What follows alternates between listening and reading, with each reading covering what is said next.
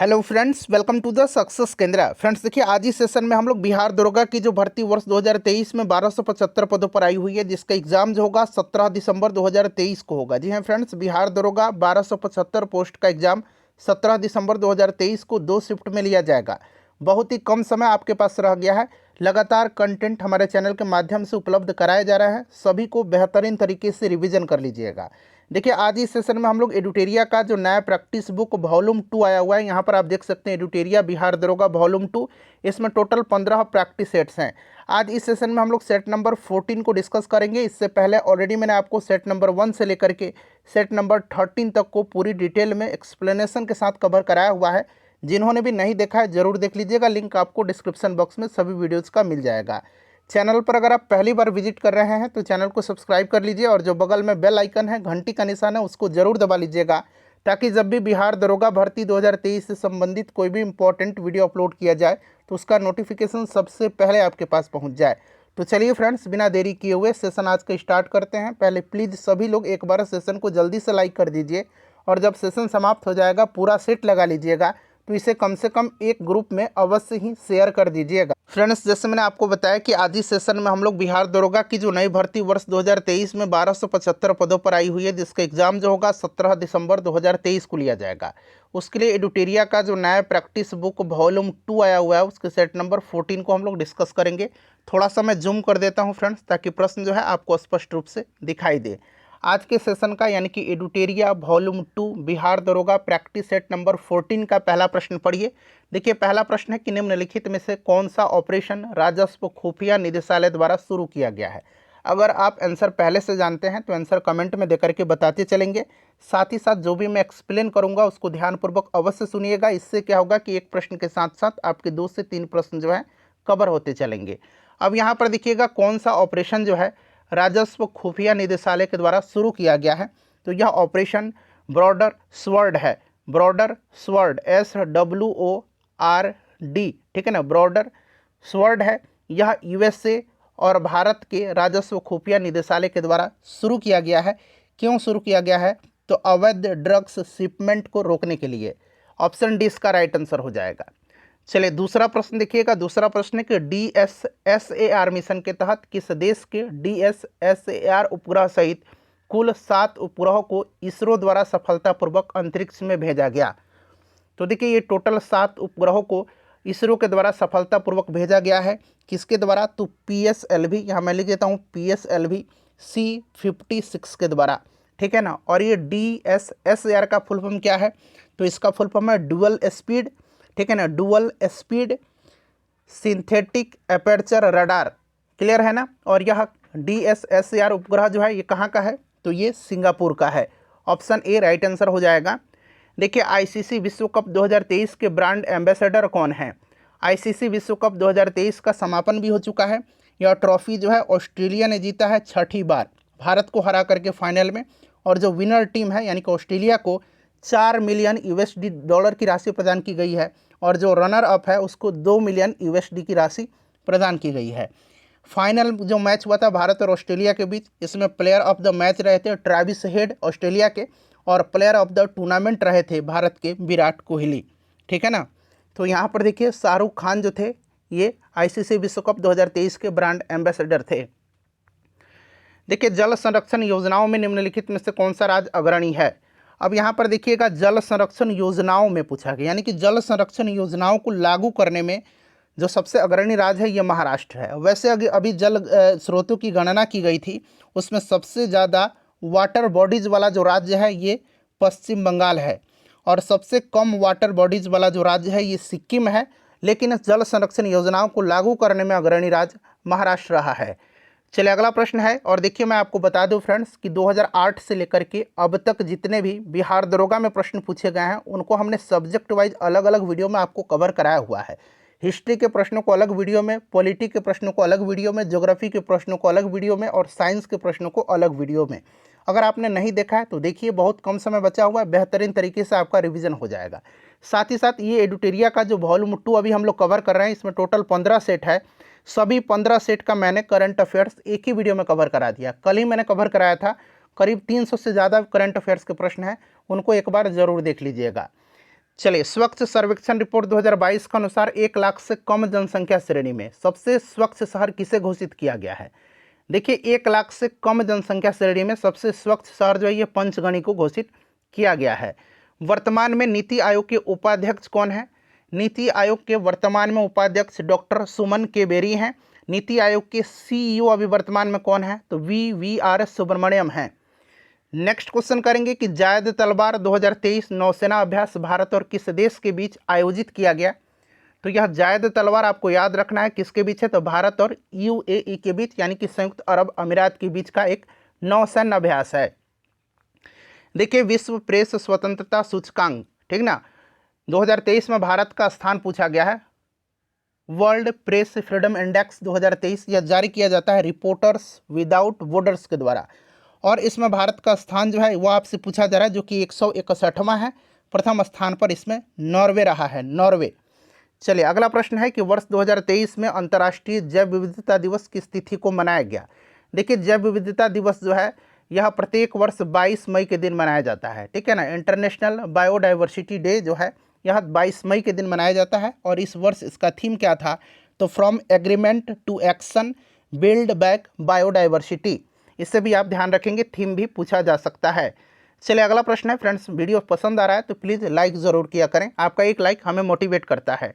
जलवायु परिवर्तन को लेकर के COP26, अब ये देखिए COP26 ज़्यादा पुराना हो गया, अब तो आपको COP28 तक याद रखना है। ये पहले का प्रश्न है, यहाँ पर निश्चित रूप से एरर हुआ होगा प्रश्न को लेकर के, लेकिन फिर भी COP26 शिखर सम्मेलन जहाँ आयोजित किया गया था ऑप्शन में दिया गया है, स्कॉटलैंड के ग्लासगो में हुआ था। अच्छा, COP27 जो है यह कहाँ पर हुआ था? तो COP27 मिस्र के शर्म अल शेख में हुआ था, और COP28 कहाँ पर है? तो फ्रेंड्स इसका आयोजन दुबई में होगा। चलिए, अगला प्रश्न करेंगे कि भारत के नए संसद भवन में पवित्र सेंगोल की स्थापना की गई, इसका इस्तेमाल किस साम्राज्य से होता आ रहा है?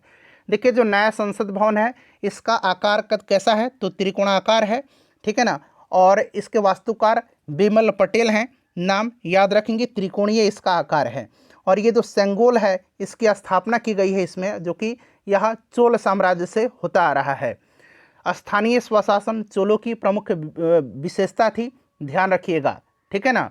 विजयालय चोल वंश का संस्थापक था। देखिए, मैन बुकर अंतर्राष्ट्रीय पुरस्कार 2023 के विजेता जॉर्जी गोस्पोंदिनेव हैं। इनका संबंध किस देश से है? याद रखिएगा, मैन बुकर अंतर्राष्ट्रीय पुरस्कार 2023 किसे दिया गया है? जॉर्जी गोस्पोंदिनेव को। बड़ा ही इंपॉर्टेंट यह क्वेश्चन है।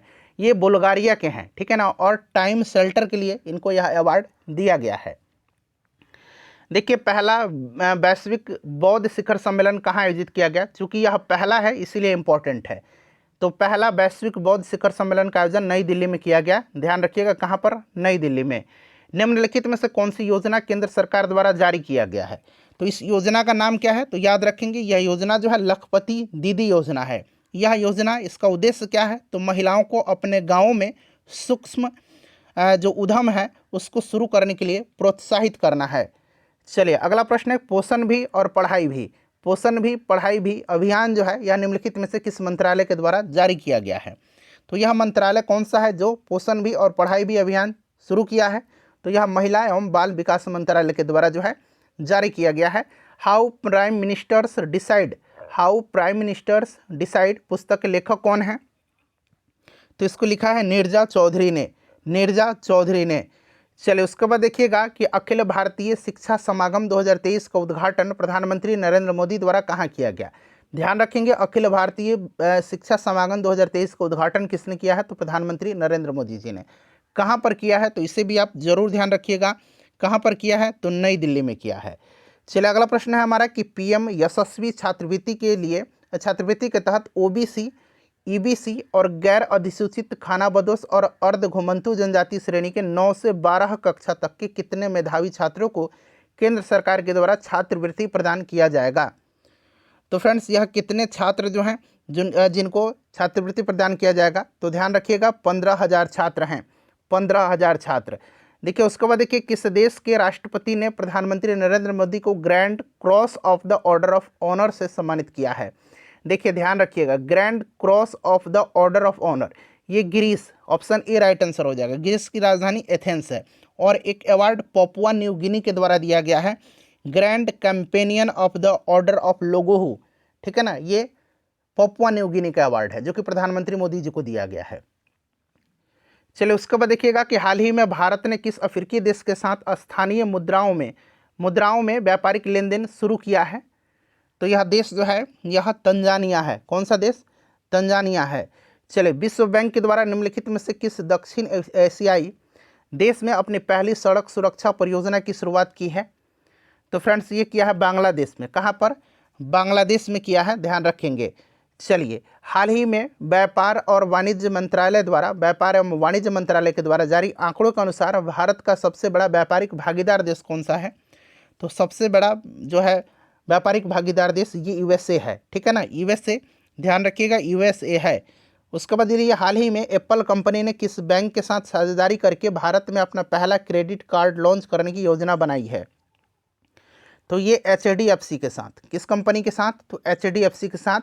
सिप्री द्वारा जारी एक रिपोर्ट के अनुसार भारत सैन्य खर्च के मामले में विश्व में किस स्थान पर है? सिप्री का फुल फॉर्म क्या होता है? स्टॉकहोम, फिर से मैं बता रहा हूँ, ध्यान रखिएगा, Stockholm International Peace Research Institute, Stockholm International Peace Research Institute SIPRI द्वारा यह रिपोर्ट जारी किया गया जिसमें भारत चौथे स्थान पर है सैन्य खर्च के मामले में। प्रथम स्थान पर यूएसए है, दूसरे पर चाइना, तीसरे पर रसिया और चौथे पर भारत है। हाल ही में किस देश द्वारा चांद पर भेजा गया लैंडर मिशन लूना 25 चांद पर सफलतापूर्वक उतरने में असफल रहा है, फेल रहा है? तो ये लूना 25 याद रखेंगे, ये रसिया का है। उसके बाद देखिए पृथ्वी के सतह यानी कि भूपर पट्टी में उपस्थित तत्व किस क्रम में है? देखिए पृथ्वी के ऊपरी भाग को भूपर पट्टी कहते हैं और यह मुख्यतः बेसाल्ट चट्टानों से बना है। किससे बना है? तो ध्यान रखेंगे बेसाल्ट चट्टान से बना है। और सबसे अधिक ऑक्सीजन जो कि कितना, तो मैं यहाँ पर लिख दे रहा हूँ 46.60%। उसके बाद दूसरा स्थान पर सिलिकॉन, तो कितना, तो 27.72%। उसके बाद तीसरे नंबर पर एल्यूमिनियम 8.13%, ठीक है ना, थोड़ा सा लगभग में हो सकता है, आप लोग कमेंट मत कीजिएगा कि इतना एग्जैक्ट है। ऑप्शन ए राइट आंसर होगा इसका। चलिए निम्नलिखित ज्वालामुखी एवं स्थित देशों का कौन सा मिलान सही है? एक तरफ ज्वालामुखी है, दूसरी तरफ देश दिया गया है। अब यहाँ पर देखिएगा विसुवियस इटली में है, सही दिया गया है। कोटोपैक्सी इक्वाडोर में है। कोटोपैक्सी बड़ा महत्वपूर्ण है, पूछा जाता है कहाँ पर? इक्वाडोर पे। किलिमंजारो जो है ये तंजानिया में है, तंजानिया यहाँ पर दे दिया गया इसलिए गलत हो जाएगा। और फ्यूजियामा जापान में है, तो ये दोनों जो है उल्टा दे दिया गया इसलिए दोनों गलत हो जाएगा। सही पूछा गया है तो 1 तथा 2 राइट आंसर होगा। चलिए उसके बाद नेक्स्ट क्वेश्चन कर लेंगे कि निम्नलिखित में से कौन सी भू आकृति का निर्माण नदी की अपर्दन क्रिया के द्वारा होता है? ध्यान रखिएगा अपर्दन क्रिया के द्वारा पूछा गया है। तो नदी की अपर्दन क्रिया के द्वारा भी आकार की घाटी का निर्माण होता है, गॉर्ज का निर्माण होता है, कैनयन का निर्माण होता है, ठीक है ना, कैनयन का निर्माण होता है। उसके बाद वाटरफॉल का भी निर्माण होता है, तो यहाँ पर गॉर्ज दिया गया है। चलिए अगला प्रश्न है कि ग्रेट स्लेव झील जो है यह किस देश में स्थित है? तो ग्रेट स्लेव झील जो है यह कनाडा में है। चलिए उसके बाद देखिए सिमसा, हेमावती, भवानी यह किस नदी की सहायक नदी हैं सब? तो ये कावेरी की सहायक नदियां हैं। नेक्स्ट क्वेश्चन है कि यहाँ पर देखिए कार्मेथोडियम इंडिकम नाम की अल्पाइन प्रजाति निम्नलिखित में से किस राज्य में पाई जाती है? कार्मेथोडियम इंडिकम नाम की अल्पाइन प्रजाति किस राज्य में पाई जाती हैं? तो फ्रेंड्स यह राज्य अरुणाचल प्रदेश है। उसके बाद देखिएगा कि निम्नलिखित में से कौन सा प्लेट एशिया एवं प्रशांत महासागर प्लेट के बीच में है? अच्छा एक पॉइंट नोट करेंगे, प्लेट विवर्तनिकी का जनक कौन है? तो अल्फ्रेड वेगनर हैं। ध्यान रखिएगा प्लेट जो है एशिया और प्रशांत महासागर प्लेट के बीच में स्थित है, यह फिलीपीन प्लेट है। अच्छा यहाँ पर देखिए नजका प्लेट दक्षिण अमेरिका और प्रशांत प्लेट के मध्य में है। चलिए देखिए 33 नंबर प्रश्न कर रहा है कि भारत में सर्वाधिक भूभाग पर किस प्रकार की मिट्टी पाई जाती है? तो फ्रेंड्स ध्यान दीजिएगा, देखिए भारत में सर्वाधिक भूभाग पर जो है जलोढ़ मिट्टी पाई जाती है। जलोढ़ मिट्टी में पोटास की बहुलता होती है लेकिन नाइट्रोजन, फास्फोरस और ह्यूमस की कमी होती है। देखिए जलोढ़ मिट्टी 2 प्रकार की होती है, एक बांगर होती है और दूसरी जो होती है खादर होती है। पुराने जलोढ़ मिट्टी को बांगर कहा जाता है और नवीन जलोढ़ मिट्टी को खादर कहा जाता है। मिट्टी के अध्ययन को क्या कहा जाता है ये भी जान लीजिए, मिट्टी के अध्ययन को पेडोलॉजी कहते हैं, ठीक है ना, मिट्टी के अध्ययन को पेडोलॉजी कहा जाता है, इसे भी आप ध्यान रखेंगे। चलिए अगला प्रश्न है कि भारत में मृदा अपरदन और उसके दुष्परिणामों पर नियंत्रण हेतु केंद्रीय मृदा संरक्षण बोर्ड का गठन कब किया गया था? 1953 में किया गया था, ठीक है ना। 1953 में केंद्रीय मृदा संरक्षण बोर्ड का गठन किया गया था। चलिए नेक्स्ट क्वेश्चन करेंगे कि 2011 के जनगणना के अनुसार ग्रामीण क्षेत्र में सर्वाधिक साक्षरता वाला राज्य। अच्छा, ओवरऑल साक्षरता में सबसे आगे जो है केरल ही अग्रणी है, और ग्रामीण साक्षरता के क्षेत्र में भी केरल ही सबसे ज़्यादा है। चलिए उसके बाद देखिए, राजनीतिक सुधारे को लेकर के विरोध करने वाले पहले भारतीय नेता निम्न में से कौन थे। इसका आंसर आप मुझे कमेंट करके बताएंगे फ्रेंड्स, और सभी लोग सेशन के एंड में अपना अपना स्कोर जरूर कमेंट करके बताइएगा, ठीक है ना। चलिए ये प्रश्न आपके लिए, इसमें से ऑप्शन के हिसाब से बाल गंगाधर तिलक मैं बता देता हूँ, वैसे बहुत लोगों को पता नहीं होगा तो दिक्कत होगी। आगे दूसरा प्रश्न मैं आपसे पूछ लूँगा। चलिए नेक्स्ट क्वेश्चन है कि यूनाइटेड इंडियन पैट्रियाटिक एसोसिएशन की स्थापना किसने किया था। यूनाइटेड इंडियन पैट्रियाटिक एसोसिएशन की स्थापना जो है यह किया था किसने, तो ध्यान रखेंगे 1888 में। कब, 1888 में सर सैयद अहमद खान और राजा शिव प्रसाद सिंह ने किया था। सर सैयद अहमद खान और राजा शिव प्रसाद सिंह ने, तो बी और सी दोनों इसका राइट आंसर हो जाएगा 1888 में। अखिल भारतीय किसान सभा के प्रथम सत्र की अध्यक्षता किसके द्वारा किया गया था। अखिल भारतीय किसान सभा के प्रथम सत्र जो हुआ था ये कहाँ पर हुआ था, लखनऊ में हुआ था 1936 में, 1936 में स्वामी सहजानंद सरस्वती जी ने किया था। उसके बाद चलिए कि आशा सहाय किस आंदोलन से संबंधित थी। आशा सहाय, ठीक है ना, ये बिहार से रिलेटेड हैं, ये ध्यान रखेंगे। और इनके पिता का नाम भी आप ध्यान रखेंगे, इनके पिता का नाम जो है क्या है, तो आनंद मोहन सहाय है। और आनंद मोहन सहाय जी जो थे ये सुभाष चंद्र बोस के करीबी सहयोगी थे, और आशा सहाय का भी संबंध आज़ाद हिंद फौज से ही था, ये झांसी रेजिमेंट से जुड़ी हुई थी। चलो उसके बाद नेक्स्ट क्वेश्चन है कि निम्न में से किस गवर्नर ने पंचवर्षीय बंदोबस्त चलाया था। पंचवर्षीय बंदोबस्त चलाया था किसने, तो फ्रेंड्स देखिए ये चलाया था वारेन हेस्टिंग्स ने। किसने, वारेन हेस्टिंग्स ने। 1772 में आपको याद होगा, 1772 में वारेन हेस्टिंग्स ने इजारेदारी, यहाँ मैं लिखता हूँ इजारेदारी प्रथा शुरू किया था। इजारेदारी, ठीक है ना, इजारेदारी प्रथा इसने शुरू किया था 1772 में, और यह एक पंचवर्षीय व्यवस्था थी। क्लियर, तो वारेन हेस्टिंग होगा। दक्षिणी पूर्वी तट पर जो है, दक्षिण पूर्वी तट पर अंग्रेजों ने अपनी पहली फैक्ट्री कब स्थापित किया था, तो पहली फैक्ट्री दक्षिण पूर्वी तट पर अंग्रेजों ने 1611 में स्थापित किया था। कहाँ पर, तो मसूलीपट्टनम में। मसूलीपट्टनम याद रखिएगा। अगला प्रश्न करेंगे कि 1857 की क्रांति की औपचारिक शुरुआत कब हुई थी। औपचारिक शुरुआत जो है यह 10 मई 1857 को हुई थी। कालिदास द्वारा रचित पुस्तक मालविकाग्निमित्रम का संबंध किस वंश से है। सबसे पहले तो याद रखेंगे ये पुस्तक जो है मालविकाग्निमित्रम लिखा किसने है, तो यह कालिदास ने लिखा है मालविकाग्निमित्र को, ठीक है ना। इसमें मालविका और शुंग वंश के अग्निमित्र जो शासक थे उनके प्रेम का वर्णन है, तो ये शुंग वंश हो जाएगा। क्लियर। चलिए उसके बाद देखिए निम्नलिखित में से कौन सा एक विशिष्टता इकता व्यवस्था की नहीं थी। इकता व्यवस्था की पूछा गया है। इकता प्रथा जो है, इकता व्यवस्था इल्तुतमिश ने शुरू किया था, ठीक है ना। और यह राजस्व एकत्रित करने की व्यवस्था थी। सियासत, यहाँ पर देखिए सियासतनामा इकता व्यवस्था की जानकारी का स्रोत है, सही है। उसके बाद मुक्ति को इकता से एकत्रित राजस्व से सैनिक रखने पड़ते थे, सही है। इकता से एकत्रित राजस्व सीधा सुल्तान के खाते में जाता था, यह जो है गलत नहीं है, पूछा है गलत है, पूछा है कौन सा सही नहीं है, तो option number D right answer हो जाएगा। चलिए उसके बाद नेक्स्ट क्वेश्चन है कि भक्ति संस्कृति की शुरुआत हुई थी।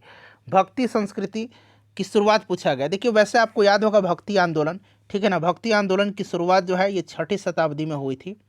क्लियर।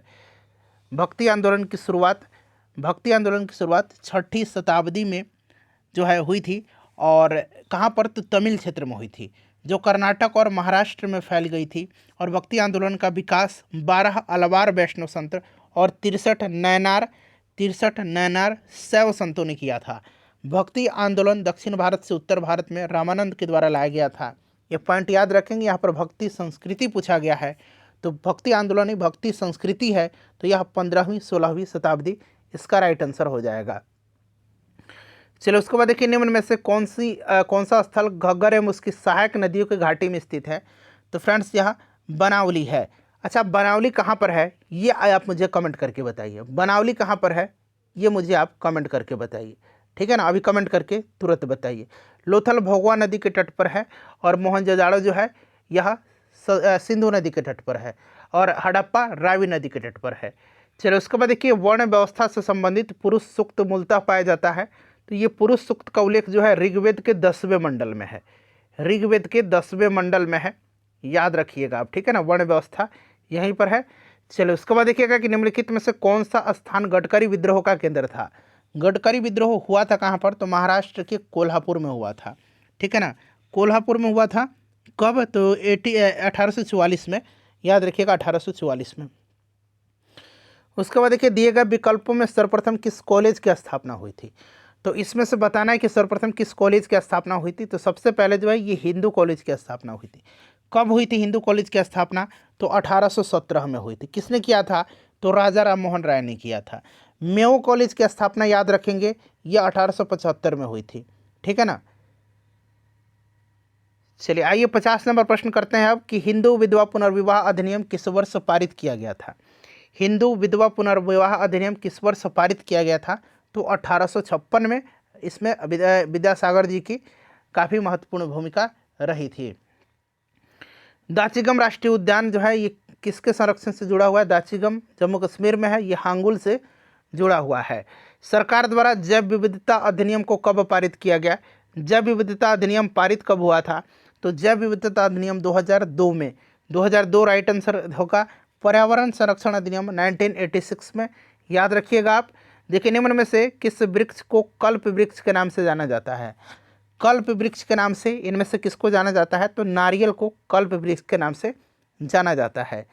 उसके बाद देखिए, नीलापट्ट पक्षी विहार कहाँ पर है, तो फ्रेंड्स यह जो है आंध्र प्रदेश में है। कहाँ पर है, आंध्र प्रदेश में है। चलिए अगला प्रश्न करेंगे कि सामुद्रिक पर्यावरण की सुरक्षा हेतु हेलसिंकी सम्मेलन कब आयोजित हुआ था। अच्छा, हेलसिंकी कहाँ की राजधानी है, तो फिनलैंड की राजधानी है हेलसिंकी। याद रखेंगे यह सम्मेलन हुआ था 1974 में। किस लिए, तो सामुद्रिक पर्यावरण की सुरक्षा हेतु। पंचायतों की शक्तियों तथा उत्तरदायित्व की किस अनुसूची में है, तो आपको याद होगा पंचायत 11वीं में है, और जो शहरी निकाय है ये आपका 12वीं में है। कितने विषय पंचायती राज को दिए गए हैं, तो 29 कार्य विषय, ठीक है ना। चलिए उसके बाद नेक्स्ट क्वेश्चन है कि मनोरंजन, लोक स्वास्थ्य तथा सिंचाई किस सूची के अंतर्गत आते हैं। तो फ्रेंड्स यह जो आता है यह राज्य सूची के अंतर्गत आता है, मनोरंजन, लोक स्वास्थ्य और सिंचाई। उसके बाद देखिए, फजल अली की अध्यक्षता में कितने सदस्यीय राज्य पुनर्गठन आयोग का गठन किया गया था। राज्य पुनर्गठन आयोग का जो गठन किया गया था 1953 में किया गया था। किसके अध्यक्षता में, तो फजल अली की अध्यक्षता में। और इसमें फजल अली अध्यक्ष थे और 2 अन्य सदस्य थे। कौन 2 अन्य सदस्य थे, तो नाम याद रखिएगा, KM पणिकर और हृदयनाथ कुंजरू। तो 2 1 3 हो जाएगा, तो अध्यक्ष को लेकर के तो 3 सदस्यीय था। संघ की कार्यपालिका शक्ति का विस्तार किस अनुच्छेद में किया गया है। अच्छा, संघ की कार्यपालिका शक्ति जो है यह किस में निहित होती है, तो राष्ट्रपति में। अनुच्छेद 53 के तहत जो है संघ की कार्यपालिका शक्ति राष्ट्रपति में निहित होती है। और प्रश्न पूछा गया कि संघ की कार्यपालिका शक्ति का विस्तार किस अनुच्छेद में किया गया है, तो अनुच्छेद 73 में। चलिए, राज्यों को मिलने वाले राजस्व सहायता हेतु अनुशंसा कौन करता है। राज्यों को मिलने वाले राजस्व सहायता हेतु अनुशंसा कौन करता है, तो ये वित्त आयोग करता है। वित्त आयोग अभी 15वां वित्त आयोग चल रहा है, NK सिंह 15वें वित्त आयोग के अध्यक्ष हैं, ठीक है। चलिए उसके बाद देखिएगा कि मैथिली एवं डोगरी को किस वर्ष जो है राज्य भाषा का दर्जा दिया गया था, मैथिली और डोगरी को। तो आपको याद होगा फ्रेंड्स भली भांति कि 2003 में जो है 92वां संविधान संशोधन 2003 के तहत जो है मैथिली, डोगरी, बोडो और संथाली को, ठीक है, 8वीं अनुसूची में जोड़ा गया था। 22 भाषाएं वर्तमान में है 8वीं अनुसूची में। चलिए, पंचायतों से संबंधित विभिन्न समितियों में कौन सा सुमेलित नहीं है। अब यहाँ पर देखिए चारों समिति दिया गया है और पूछा गया कौन से इसमें सुमेलित नहीं है। बलवंत राय मेहता समिति 1957 सही है। अशोक मेहता समिति 1977 ये भी सही दिया गया। संथानम समिति 1962 सही दिया गया है। यहाँ पर देखिए GV के राव समिति 1986 नहीं होगा, GV के राव 1985 होगा, ठीक है ना। GV के राव 1985 होगा। और LM सिंधवी समिति जो है LM सिंधवी समिति ये आपका 1986 होगा, ठीक है ना। तो ध्यान रखिएगा ऑप्शन नंबर डी जो है सही सुमेलित नहीं है। किस संशोधन द्वारा लोकसभा सदस्यों की संख्या 525 से बढ़ा करके 545 किया गया। तो यह कौन सा संशोधन था, तो 31वां संविधान संशोधन 1973, ठीक है ना, ध्यान रखेंगे। इसी के तहत जो है क्या किया गया, लोकसभा सदस्यों की संख्या 525 से बढ़ा करके 545 किया गया और केंद्र शासित प्रदेशों का प्रतिनिधित्व 25 से घटा करके 20 कर दिया गया। चलिए, तो राइट आंसर इसका हो जाएगा 31वां। नेक्स्ट क्वेश्चन हमारा कि भारत में विधि अधिकारी में निम्न में से कौन सा नहीं आते हैं इसमें से। तो महान्यायवादी होता है, महाधिवक्ता होता है, एडवोकेट जनरल, अपर महाधिवक्ता भी होता है, कानून मंत्री राइट आंसर हो जाएगा, ये नहीं आते हैं विधि अधिकारी में। उसके बाद देखिए, सर्वाधिक मत के आधार पर चुनाव जीत का निर्णय का प्रावधान किस देश के संविधान से लिया गया है। तो यह देश ब्रिटेन है, ब्रिटेन से लिया गया है, ठीक है ना। चलिए, उसके बाद नेक्स्ट क्वेश्चन है कि रूस में प्रथम पंचवर्षीय योजना किस काल के दौरान लागू की गई थी। अच्छा, सबसे पहले पंचवर्षीय योजना रूस में ही लागू किया गया था, इस बात को आप ध्यान रखेंगे। और आपको याद होगा यह लागू किया था रूस में जोसेफ स्टालिन ने। किसने? जोसेफ स्टालिन ने लागू किया था। पहला कब से कब जोसेफ स्टालिन ने लागू किया था? तो 1928 से लेकर के 1933, ठीक है ना। और भारत में 1951 से लेकर के 1956 तक प्रथम पंचवर्षीय योजना का कार्यकाल रहा था। निम्नलिखित में से संकीर्ण मुद्रा के नाम से जाना जाता है। तो संकीर्ण मुद्रा और व्यापक मुद्रा मैंने आपको पहले ही बता दिया था, प्रीवियस वीडियो में व्यापक मुद्रा था M2 M3, संकीर्ण मुद्रा M1 होता है। किसी कंपनी द्वारा अपने शेयरों को बिक्री आम जनता के लिए पहली बार किया जाता है, उससे क्या कहते हैं? उसको कहते हैं initial public offering, initial public offering, ठीक है ना, OFFERING, इनिशियल पब्लिक ऑफरिंग। चलिए, किसी मुद्रा के मूल्य में किसी विदेशी मुद्रा के समक्ष आधिकारिक तौर पर हुए मूल्यह्रास को किस नाम से जाना जाता है? यहाँ जाता बना लीजिएगा, ठीक है ना। तो इसको अवमूल्यन कहा जाता है। भारत का प्रथम कंप्यूटर साक्षर जिला कौन सा है? अच्छा, भारत का पहला संविधान साक्षर जिला, संविधान साक्षर भी याद रखेंगे, ये कौन सा जिला है? तो यह कोल्लम है, कोल्लम, ठीक है ना। और प्रथम कंप्यूटर साक्षर जिला यह मलप्पुरम है, ठीक है ना। चलिए, ऑप्शन ए होगा। प्रथम हॉकी विश्व कप का आयोजन कहाँ किया गया था? तो स्पेन के बार्सिलोना में किया गया था, स्पेन के बार्सिलोना में 1971 में किया गया था। और पहला जो विश्व कप हुआ था हॉकी का, उसमें विजेता टीम पाकिस्तान रहा था। चलिए, अगला प्रश्न कर लेंगे। बाकी का ऑप्शन यहाँ पर देख सकते हैं, यहाँ पर दिया गया है। व्यास सम्मान की शुरुआत किस वर्ष की गई थी? व्यास सम्मान की शुरुआत किया गया था 1991 में, 1991 में के बिरला फाउंडेशन के द्वारा। ध्यान रखिएगा। अच्छा, 2023 में व्यास सम्मान किसको दिया गया है? तो अभी रिसेंटली 32वां व्यास सम्मान आपको याद रखना है, 32वां व्यास सम्मान दिया गया है ज्ञान चतुर्वेदी को। अगला प्रश्न हमारा कि विमल्डन ट्रॉफी यहाँ होगा, विमल्डन ट्रॉफी जीतने वाले, हॉकी नहीं होगा, ठीक है ना, विमल्डन जीतने वाले, इस तरह से याद रखिए। विमल्डन ट्रॉफी जीतने वाले प्रथम अश्वेत व्यक्ति कौन है? तो यह कौन थे फ्रेंड्स? तो याद रखेंगे आर्थर एस, USA के हैं ये, ठीक है। अच्छा फ्रेंड्स, अभी विमल्डन 2023 का खिताब किसने जीता है? तो पुरुष एकल में जीता है कार्लोस अल्कराज ने, कार्लोस अल्कराज ने पुरुष एकल विमल्डन जीता है। और महिला एकल में मार्केटा बोंड्रोसोवा ने जीता है, मार्केटा बोंड्रोसोवा ने जीता है, ठीक है ना। दोनों ध्यान रखिएगा। रावण वध पुस्तक के लेखक कौन है? तो वत्स भट्टी इसको लिखे हैं, ऑप्शन ए राइट आंसर हो जाएगा। उसके बाद देखिए, भेदवाद मत के प्रवर्तक कौन है? भेदवाद मत के प्रवर्तक जो हैं या भास्कराचार्य हैं। उसके बाद देखिएगा, आर्कीबैक्टीरिया के एक समूह को किसके उत्पाद के लिए प्रयोग में लाया जाता है? तो यह लाया जाता है मीथेन के, मीथेन CH4, ठीक है ना, इसको मार्स गैस भी कहा जाता है। चलिए, प्राणियों में पोषण, श्वसन और संश्लेषण निम्न में से किसके 3 प्रमुख गुण हैं? तो ये उपापचय के हैं, उपापचय के, ठीक है ना, उपापचय के। देखिए, किसी द्रव में किसी पिंड का तैरने या डूबना निर्भर करता है, ध्यान से सुनिएगा। तो यह निर्भर करता है किस पर? तो यह निर्भर जो करता है फ्रेंड्स, यह करता है पिंड के और द्रव के घनत्व में अंतर। ध्यान से सुनिए, यदि निकाय का घनत्व तरल के घनत्व से अधिक होगा, निकाय का घनत्व, ठीक है ना, तरल के घनत्व से अधिक होगा तो निकाय क्या है? डूब जाएगा, अगर निकाय का घनत्व अधिक है। दूसरी बात ध्यान रखेंगे, यदि किसी निकाय का घनत्व तरल से कम है तो वह उसके ऊपर तैरता है। क्लियर?